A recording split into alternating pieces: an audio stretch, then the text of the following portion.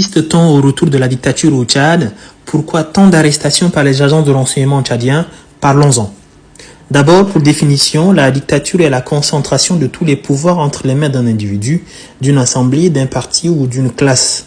Dans le cadre du Tchad, après que le fils ait pris la place du père dans le cadre d'une transition et que finalement, il est devenu le président de la République à la suite de ce que les opposants ont qualifié de mascarade électorale, c'est maintenant une chasse aux sorcières qui est lancée.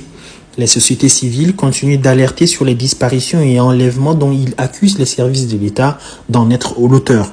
D'abord, Ngam Robert du Parti Socialiste Sans Frontières n'a donné de nouvelles jusqu'à présent. Maintenant, c'est au tour du docteur Al-Aridi Koni d'être arbitrairement détenu.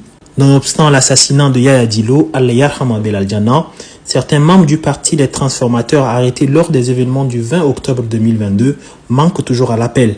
Des journalistes, activistes et même des hommes religieux continuent d'être harcelés et certains contraints de rejoindre le camp du régime.